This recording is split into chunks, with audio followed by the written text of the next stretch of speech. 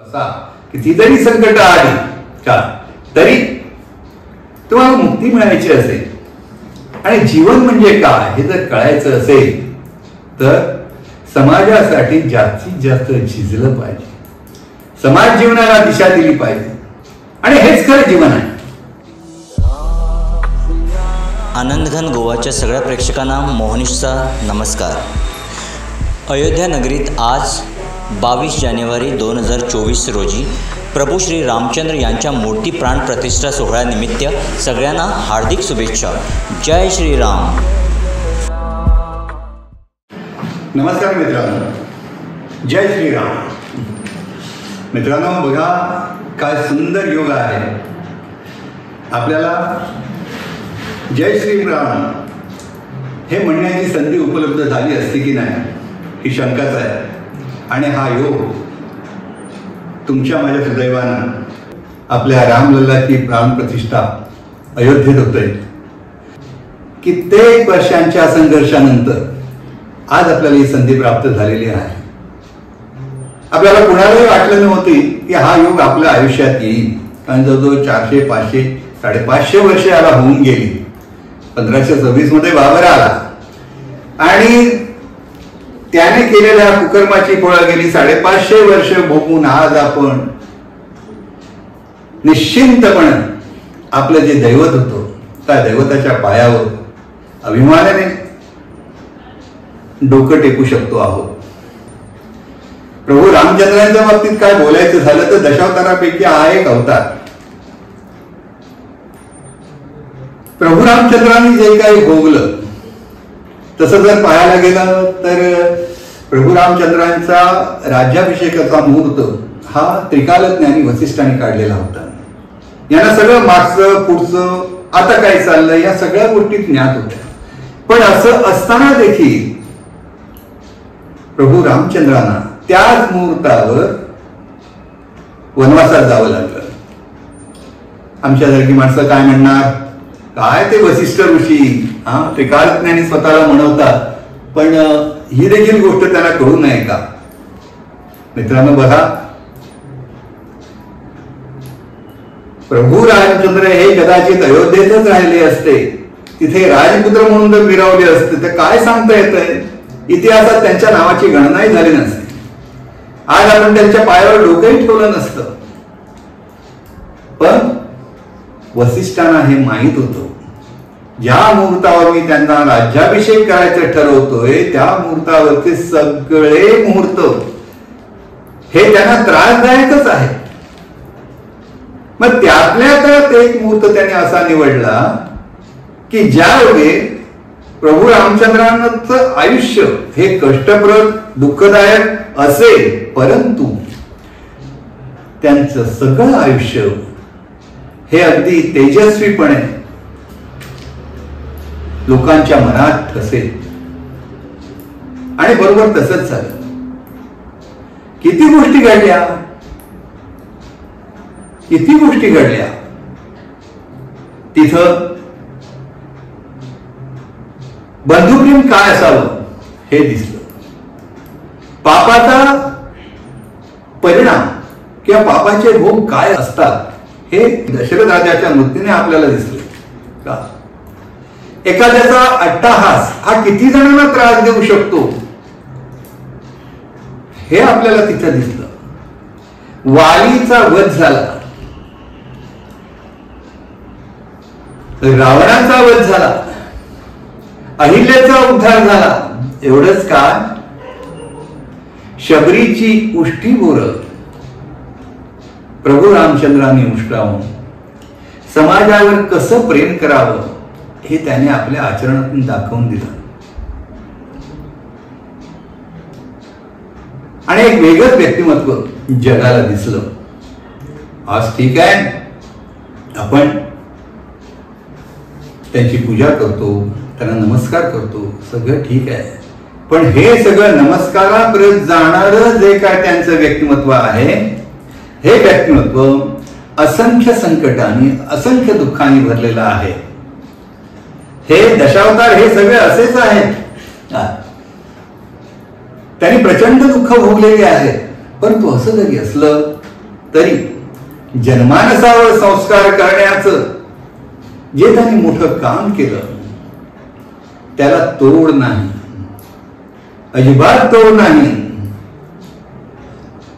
आपल्यासारखी सामान्य माणसं मात्र याचा विचार वेगळ्या पद्धतीने करतात आणि कर्माचा जो भोग असतो हा प्रत्येकाला भोगावाच लागतो, त्याला इलाज नाही. हे प्रभू रामचंद्रांनी आपल्या आचरणातून दाखवून दिलेलं आहे. ते कशाला?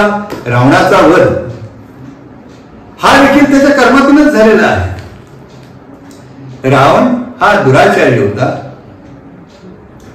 आणि दुराचारी असताना देखील त्याच्या वर्तनात काही फरक होत नव्हता. एवढा दुराचारी तर एकदा तेच काही ऋषी ध्यानस्थ बसलेले असताना याला असा काय वेडा विचार त्या रावणाच्या मनात आला की यानं कसा त्रास द्यावा.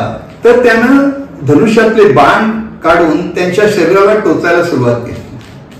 ध्यानस्थ बसलेले असताना त्यांची ध्यानस्थ वृत्ती काही टळली नाही, पण ते रक्त गोळा करून एक आसुरी वृत्तीने तो रावण आपल्या घरी आणून ठेवायचा आणि घरी आणून ठेवायचा. हे सतत चालू होतं. आणि या ऋषीमध्ये एक गृत्समत नावाचे ऋषी होते. ह्या ऋषींनी अतिशय कंटाळून शेवटी त्या रावणाला शाप दिला. काय शाप दिला? लक्षात ठेव, तुझ्या स्वतःच्या मुलीकडे जेव्हा तू वक्र दृष्टीने बघशील तो तुझ्या अंताचा काळ असेल. बघा कसं झालं, तो तुझ्या अंताचा काळ असेल. आणि अगदी झालं तसंच. रावणाची पत्नी मंदोदरी ही 5 पतिव्रतांपैकी एक. ती अक्षरशः ह्या रावणाच्या वागण्याला अक्षरशः कंटाळलेली होती, पण तिच्या हातात काहीच नव्हतं. आपल्या नवऱ्याचं आचरण बदलण्याचं सामर्थ्य काहीच नव्हतं. अगदी देवाला कंटाळून तिने एक दिवस आपलं जीवन संपवण्याचा निर्णय घेतला आणि तिने ठरवलं की हे जे कलश आणलेले आहेत ना, हे महाभयंकर विषाचे कलश असणार. या एका कलशातलं विष मी स्वतः प्राशन करते आणि माझा जीव संपवते ठरवलं. आणि त्या एका कलशातलं ते रक्त तिने विष म्हणून प्राशन केलं. पण परिणाम उलटाच झाला. तिचा मृत्यू काय तो घडलाच नाही, परंतु मंदोदरी गरोदर राहिली. आता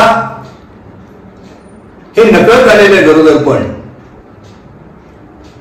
याचा कदाचित तिला त्रास होण्याची शक्यता होती, म्हणून तिनं काय केलं, ती जन्माला आलेली मुलगी, तिच्या पोटी जन्माला आलेली मुलगी तिने व्यवस्थित सुरक्षितपणे जनक राजाच्या राज्यात एका शेतात सगळ्यांना दिसेल अशा पद्धतीने नेऊन ठेवली.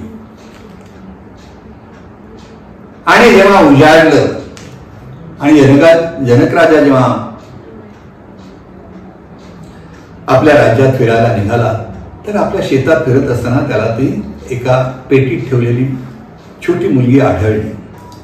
जनक राजा हा देखील निसंतान होता, त्याला मूल बाळ काही नव्हतं, पण त्याला खूप आनंद लागायची परमेश्वराची देणगी असेल. त्याने त्या मुलीचं संगोपन केलं, तिचं नाव सीता म्हणून ठेवलं. मुलगी आणि वयात आली, तिचं स्वयंवर करायचं ठरलं आणि या स्वयंवरात अनेक राजे लोकांनी भाग घेतला होता. त्यात रावण देखील स्वतः आला होता. काय योगायोग तो बघा.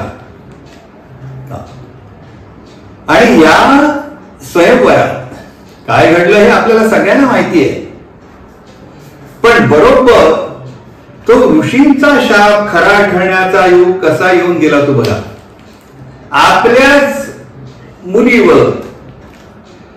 आपल्याच मुलीला स्वयंवरात नवरा म्हणून जिंकण्याच्या इच्छेने रावण तिथं आला आणि तिथूनच त्याच्या अपयशाच्या पायऱ्या वाढत गेल्या आणि तिथूनच त्याच्या आयुष्याला, त्याच्या कर्तृत्वाला उतरती कळा लागली. एकंदरीत का त्याचा दुसरा एक भाग असा आहे, नाही असं नाही, रावणाला आपल्याला रामाच्या हातूनच मृत्यू यावा का अशी इच्छा होती, असं कुठेतरी उद्भूत केलेलं आहे, माझ्या वाचनात आलेलं आहे. खरं कुठं परमेश्वर जाणे, आणि माझं फार मोठं वाचन आहे असं मी म्हणणार नाही, पण कुठंतरी वाचनात आलेल्या गोष्टी आता संदर्भ हे कसे जुळून येतात ते बघा. आणि शेवटी व्हायचं ते झालंच. रामायण घडलं आणि हा रावण जो शिवाचा भक्त हा रामाच्या बाणाने मृत्युमुखी पडला आणि मुक्तीला गेला.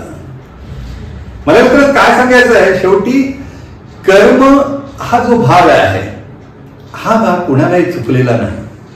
तो रामालाही चुकलेला नाही, रावणालाही चुकलेला नाही, तुम्हालाही चुकलेलं नाही, मलाही चुकलेलं नाही. फक्त आपण त्या बाबतीत अज्ञात असतो, आपल्याला या गोष्टी माहीत नसतात.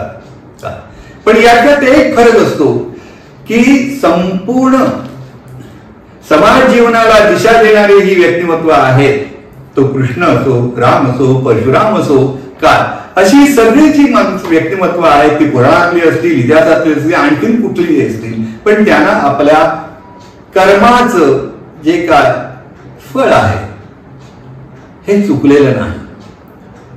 तिथे तुम्ही काय, मी काय, आपण तर तीच जाती पत्ती, पण त्यांच्यात आणि आपल्यात असलेला फरक तो एवढाच आहे की असंख्य दुःख भोगत असताना कधीही त्यांच्या चेहऱ्यावरची स्मित रेषा, त्यांच्या चेहऱ्यावरचं हास्य कधीही ढळलेलं नाही. मला कुठं राम असा दुःखी बसलेला आढळलेला नाही कुठच्याच चित्रात. मला कुठे कृष्ण रडत बसलेला कधीच दिसलेला नाही कुठल्याच चित्रात. पण हे असं का घडलं तर त्याने आपल्या वागण्यातून, आपल्या चरित्रातून समाज जीवनाला एक छान मोठा संदेश दिलेला आहे. तो असा की ती जरी संकट आली का तरी तुम्हाला मुक्ती मिळायची असेल आणि जीवन म्हणजे काय हे जर कळायचं असेल तर समाजासाठी जास्तीत जास्त झिजलं पाहिजे, समाज जीवनाला दिशा दिली पाहिजे. आणि हेच खरं जीवन आहे. एका कुठच्या तरी गाण्यात या ओळी आलेल्या आहेत. आनंद या जीवनाचा सुगंधा परी दरवळावा, पाव्यातला सूर जैसा ओठातून ओघळा, झिजणी स्वतः चंदनाने दुसऱ्यास मधुगंध द्यावा, हे जाणता जीवनाचा प्रारंभ हा ओळखावा, आनंद या जीवनाचा सुगंधा परी दरवळावा. आनंद या जीवनाचा सुगंधा परी दरवळावा, पाव्यातला सूर जैसा ओठातुनी ओघळावा, आनंद या जीवनाचा सुगंधा परी दरवळावा, झिजुनी स्वतः चंदनाने दुसऱ्यास मधुगंध द्यावा, झिजुनी स्वतः चंदनाने दुसऱ्यास मधुगंध द्यावा, हे जाणता जीवनाचा प्रारंभ ओळखावा, आनंद या जीवनाचा सुगंध परी दरवळावा, पाव्यातला सूर जैसा ओठातुनी ओघळावा, आनंद या जीवनाचा सुगंध परी दरवळावा, सुगंध परी दरवळावा, सुगंध परी